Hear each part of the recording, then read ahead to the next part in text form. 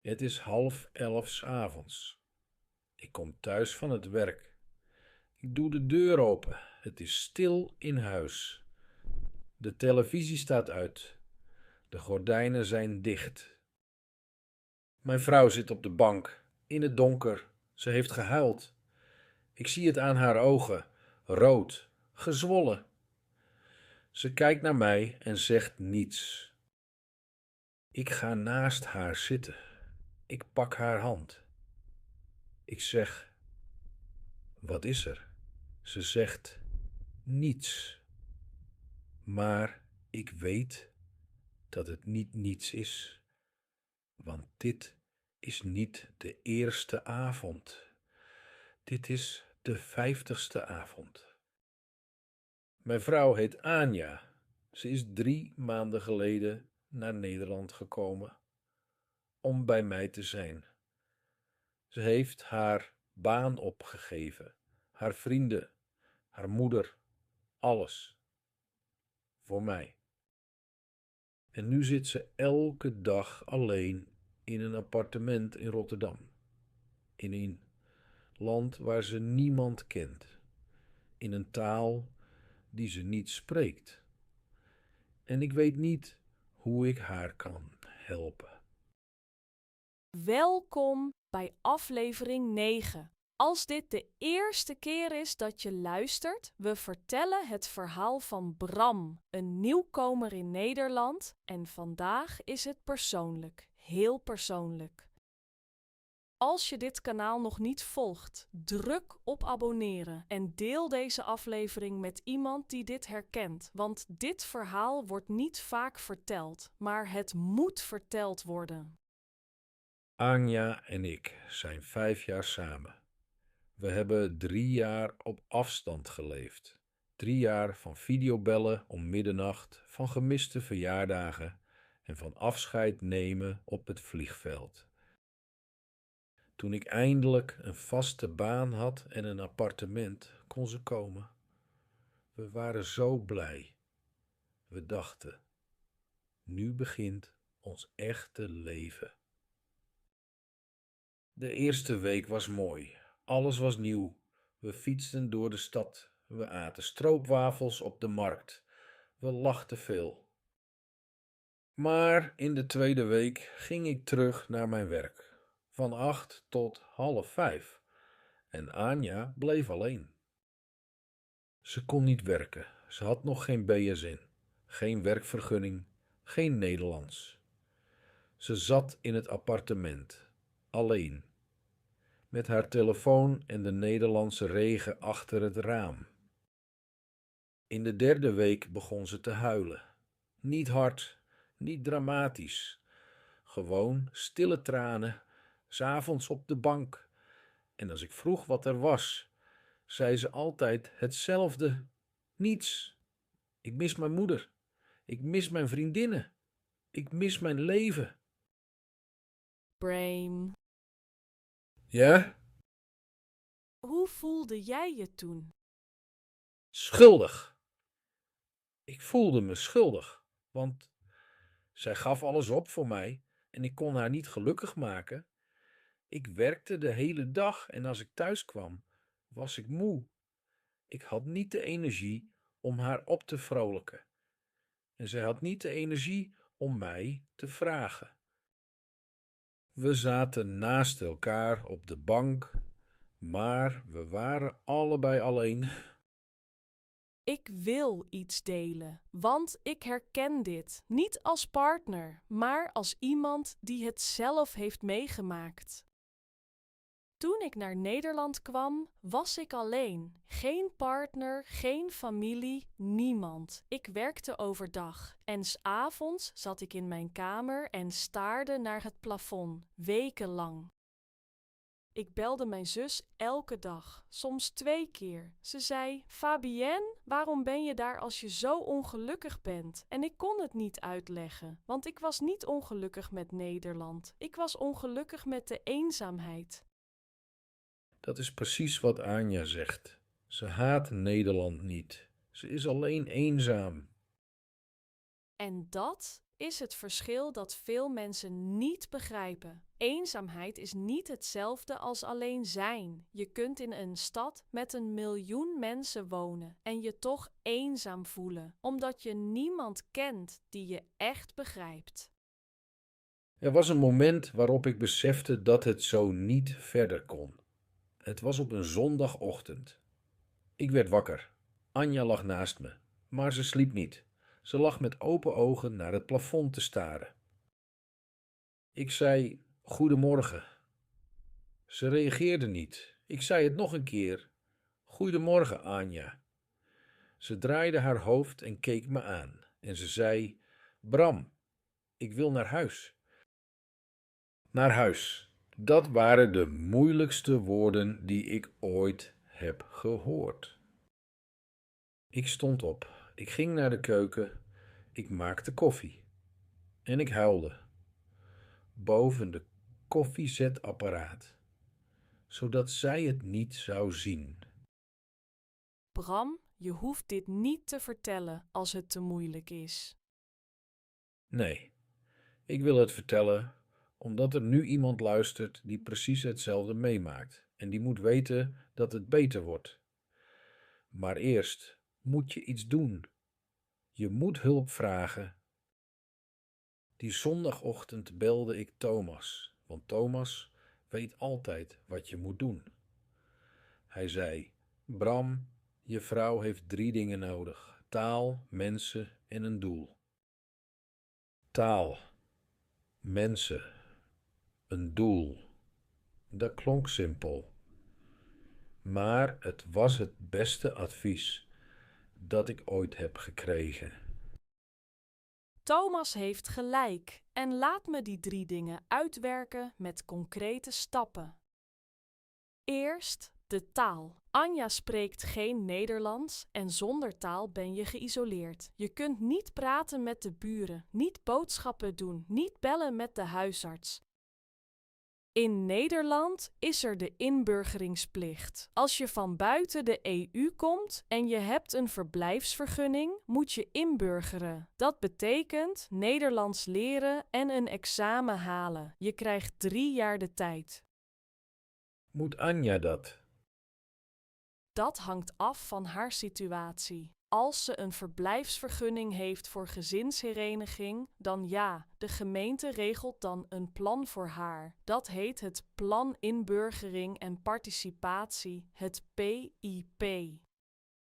Maar zelfs als ze niet verplicht is om in te burgeren, raad ik haar aan om Nederlands te leren. Want taal is de sleutel tot alles. Zonder taal geen werk, geen vrienden, geen zelfstandigheid. En waar kan ze lessen volgen?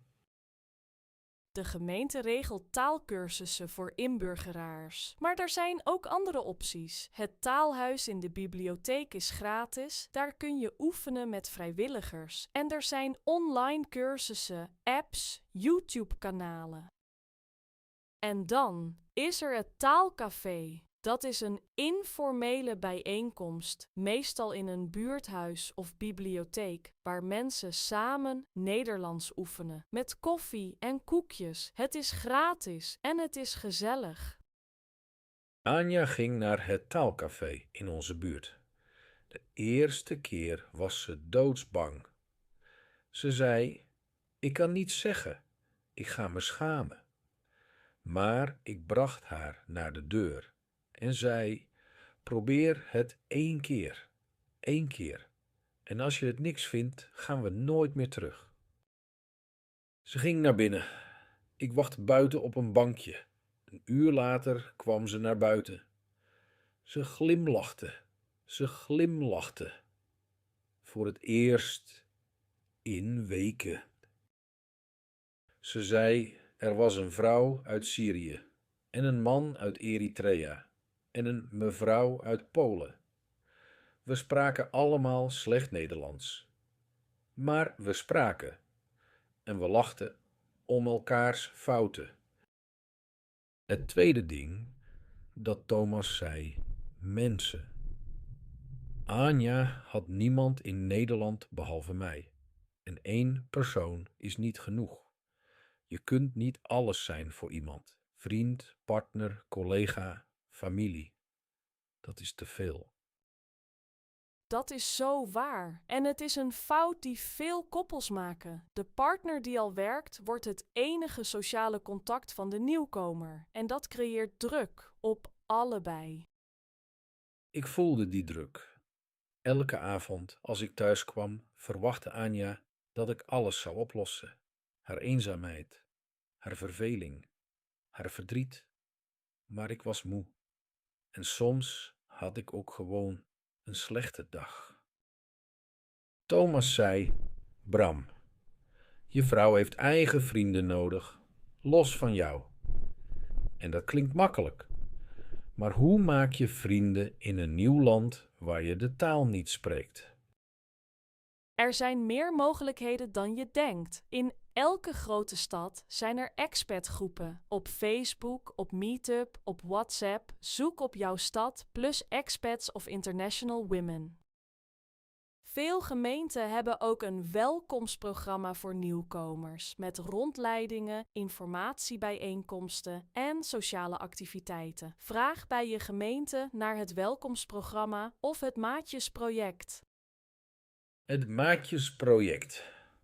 Dat was een ontdekking. Vertel. Via de gemeente werd Anja gekoppeld aan een Nederlandse vrijwilliger. Een maatje, een vrouw die Lotte heet. Lotte is gepensioneerd. Ze spreekt langzaam Nederlands. Ze neemt Anja elke week mee naar de markt, naar de bibliotheek, naar het park. Anja noemt haar mijn Nederlandse moeder en Lotte noemt Anja mijn buitenlandse dochter. Ze hebben een eigen WhatsApp-groep met hartjes en foto's van katten. Dat is prachtig. En het Maatjesproject bestaat in veel gemeenten. Het is gratis. Vrijwilligers helpen nieuwkomers met de taal, met de weg vinden in de stad en gewoon met gezelschap. En het derde punt, een doel. Anja had geen werk, geen studie, geen reden om 's ochtends op te staan. Dat is dodelijk voor je mentale gezondheid. Dat zei Thomas ook. Hij zei: een mens zonder doel is als een boot zonder roer. Thomas is een filosoof. Thomas is een magazijnmedewerker die veel leest. Het doel hoeft niet groot te zijn. Het hoeft geen baan te zijn. Het kan vrijwilligerswerk zijn, een cursus, een hobby. Alles waardoor je je nuttig voelt en waardoor je een reden hebt om het huis te verlaten. Anja begon als vrijwilliger in de kringloopwinkel in onze buurt. 3 ochtenden per week. Ze sorteerde kleding. Ze praatte met de andere vrijwilligers. Haar Nederlands was slecht, maar iedereen was aardig. Na 2 maanden sprak ze zinnen, korte zinnen. Hoe gaat het? Wat een mooie jas. Wil je koffie? Maar het waren haar zinnen, in het Nederlands. En ze was er trots op. Vrijwilligerswerk is de snelste weg naar integratie. Je leert de taal, je ontmoet mensen en je bouwt werkervaring op. Alles tegelijk. En Anja zei iets interessants. Ze zei: in de kringloopwinkel ben ik geen buitenlander. Ik ben gewoon Anja die de jassen sorteert. Niemand vraagt waar ik vandaan kom. Ze vragen: Anja, wil je koffie? Dat was belangrijk voor haar. Ergens zijn waar je niet het buitenlandse meisje bent, maar gewoon een collega. En dat is de kracht van een doel. Het geeft je een identiteit die losstaat van waar je vandaan komt. Ik wil iets uitleggen over cultuurschok, want wat Anja meemaakte is wetenschappelijk beschreven. Het heeft fases. Fase 1 is de wittebroodsfase. Alles is nieuw en spannend. De eerste weken in een nieuw land. Je fietst over de grachten, je eet stroopwafels, je bent verliefd op alles. Dat herken ik. De eerste week was fantastisch zo. Fase 2 is de frustratiefase. Na een paar weken of maanden begint de realiteit. Je mist je eten, je taal, je vrienden. Alles irriteert je. Het weer, de directheid, de fietsers die bijna over je heen rijden. Daar zat Anja, maandenlang. Fase 3 is de aanpassingsfase. Je begint te begrijpen hoe het systeem werkt. Je maakt je eerste Nederlandse vriend. Je eerste grapje in het Nederlands. Je voelt je niet meer een vreemdeling, maar een inwoner. En fase 4 is de acceptatiefase. Je accepteert dat je twee thuis hebt, je oude land en je nieuwe land. En je vindt een balans? Anja zit nu ergens tussen fase 3 en 4, denk ik. Ze is niet meer in de frustratiefase. Maar ze is ook nog niet volledig thuis. En dat is normaal. Fase 4 kan jaren duren. Sommige mensen bereiken het nooit helemaal. En dat is ook oké. Je hoeft niet 100% Nederlands te voelen om hier gelukkig te zijn. Ik wil nog iets vertellen over Lotte. Want zij heeft meer gedaan dan iemand ooit voor Anja heeft gedaan. Behalve ik. Hoop ik. Elke woensdag gaan Lotte en Anja naar de markt, de Blaakmarkt in Rotterdam. Lotte wijst naar groenten en zegt het Nederlandse woord wortel, paprika, bloemkool. Anja herhaalt het. En dan kopen ze samen iets. Anja zegt tegen de marktkoopman: 2 kilo aardappelen alstublieft, met een zwaar accent. En de koopman glimlacht en zegt: alsjeblieft mevrouw, 2 kilo. Dat moment, dat kleine moment, 2 kilo aardappelen kopen op de markt. In het Nederlands, dat was voor Anja een overwinning, groter dan welk examen dan ook. Omdat het echt was. Het was niet uit een boek. Het was niet in een klaslokaal. Het was op de markt, met echte mensen, in het echte leven. Zo leer je een taal, door te leven. En hier is de wow-fact van vandaag. In veel gemeenten kun je als partner van een migrant gratis deelnemen aan activiteiten, ook als je geen inburgeringsplicht hebt. Neem contact op met je gemeente. Vraag naar het welkomstprogramma, het Maatjesproject en activiteiten voor nieuwkomers. Veel van deze programma's zijn gratis en speciaal bedoeld voor partners die meekomen. Anja had dit niet gevonden als Thomas het niet had gezegd. De informatie staat ergens op de website van de gemeente. Maar je moet weten dat het bestaat. En daarom herhaal ik het. De Nederlandse overheid heeft veel hulp beschikbaar, maar je moet het zelf zoeken. Niemand belt aan je deur om het te vertellen. Behalve mevrouw Van den Berg. Behalve mevrouw Van der Berg, die belde aan met soep. En taart. En een briefje in het Nederlands dat zei: welkom in Nederland, lieve Anja. Met een hartje. Anja heeft dat briefje op de koelkast geplakt. Het hangt er nog steeds. Maar ik wil eerlijk zijn, het was niet alleen maar mooi. Er waren donkere momenten. Momenten die ik niet eerder heb verteld. Er was een avond in de 2e maand dat Anja zei: ik wil niet meer eten. Ik heb nergens zin in. Ik voel niets. Ik wil niets. Dat zinnetje maakte me bang. Heel bang. Bram, wat je beschrijft klinkt als meer dan heimwee. dat klinkt als een depressie. Ja, dat zei de huisarts ook. Jullie zijn naar de huisarts gegaan? Ja, ik belde de volgende ochtend. Ik zei: mijn vrouw voelt zich heel slecht. Ze huilt elke dag, ze wil niet eten. Ik maak me grote zorgen. We kregen dezelfde dag een afspraak. De dokter sprak Engels met Anja. Ze luisterde, echt luisterde. 20 minuten lang.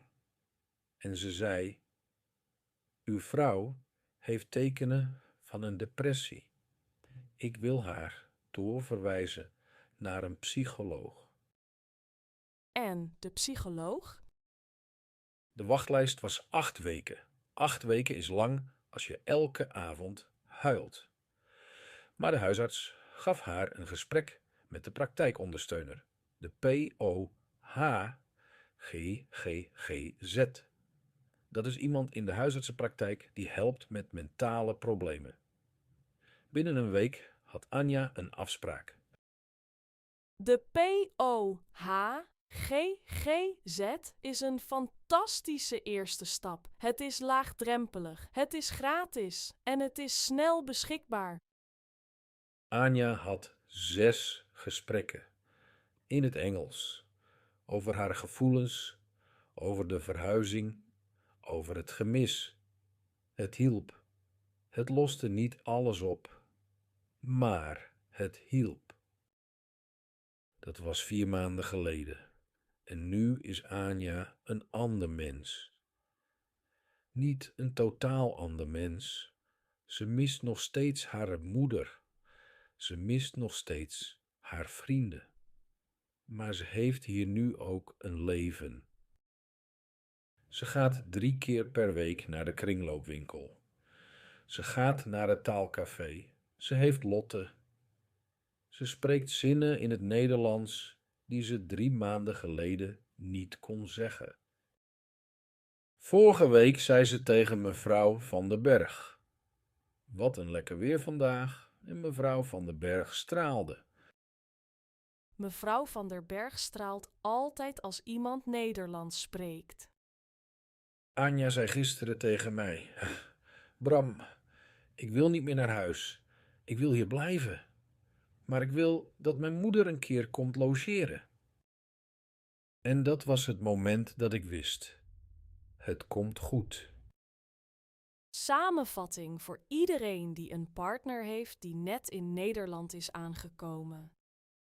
1. Taal is de eerste prioriteit. Zoek een taalcafé, het taalhuis in de bibliotheek of een inburgeringscursus via de gemeente. 2. Mensen. Je partner heeft eigen vrienden nodig. Zoek een maatjesproject via de gemeente. Zoek expatgroepen online. Ga samen naar buurtactiviteiten. 3. Een doel, vrijwilligerswerk, een cursus, een hobby. Alles waardoor je partner een reden heeft om het huis te verlaten. 4. Als het niet gaat, ga naar de huisarts. Vraag om hulp. Vraag naar de POHGGZ. Mentale hulp is normaal in Nederland. Er is geen schaamte. 5. Wees geduldig. Integratie kost tijd. Het gaat niet in weken, het gaat in maanden, soms in jaren, maar het gaat. En 6. Praat met elkaar. Elke avond. Niet over problemen. Gewoon praten. Over je dag. Over een grappig moment. Over wat je hebt geleerd. Praten is de lijm die een relatie bij elkaar houdt als alles om je heen verandert. En ik wil nog iets toevoegen, wat je niet moet doen, want soms doen partners dingen uit liefde die juist averechts werken. Zoals alles regelen voor je partner, de telefoon beantwoorden, de boodschappen doen, de brieven vertalen, omdat je denkt, zij kan het nog niet, ik doe het wel even. Maar daardoor leert je partner niets. Daardoor blijft ze afhankelijk van jou. En dat maakt de eenzaamheid erger, niet beter. Dat deed ik in het begin. Ik deed alles voor Anja. Ik belde de huisarts voor haar. Ik deed de boodschappen. Ik praatte met de buren.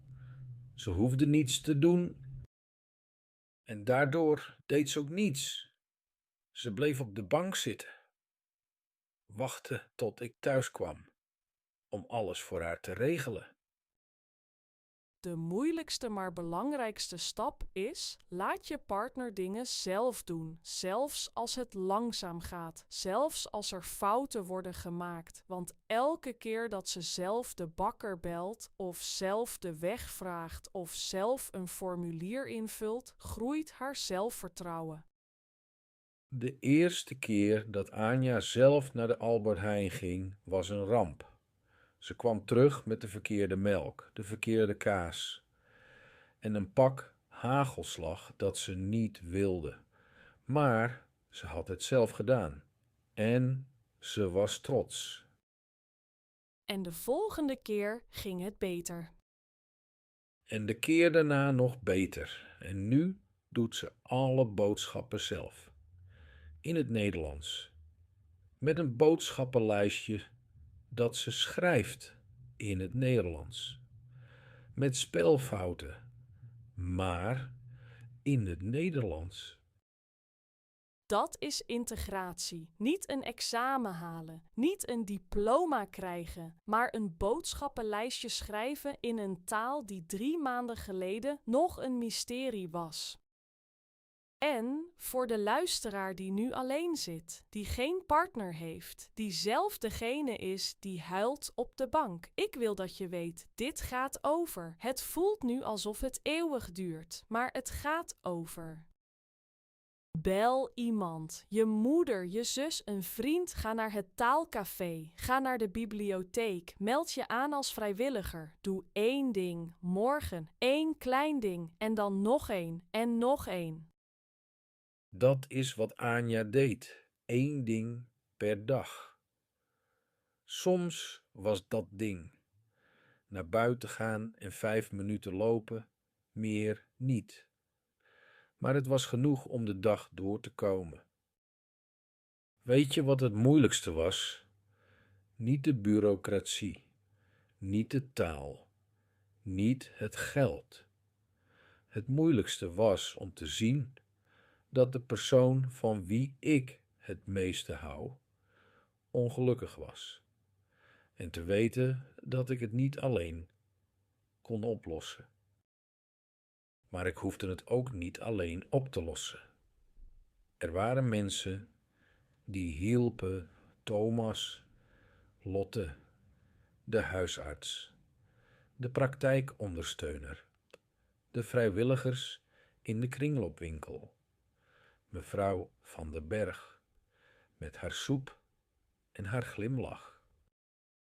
Nederland is soms koud, maar de mensen zijn warm. Als je ze laat zien dat je hulp nodig hebt. Onze zinnen. 1. Alles begint bij het BSN. 2. Ken je punten, ken je rechten. 3. Verander je strategie. 4. Eerlijkheid wint van perfectie. 5. Doe maar gewoon. 6. Paracetamol is het begin, niet het einde. 7. Een goede buur is beter dan een verre vriend. 8. Je krijgt niet wat je verdient, je krijgt wat je aanvraagt. En vandaag, nummer 9. Je hoeft het niet alleen te doen. Je hoeft het niet alleen te doen. De mooiste zin tot nu toe.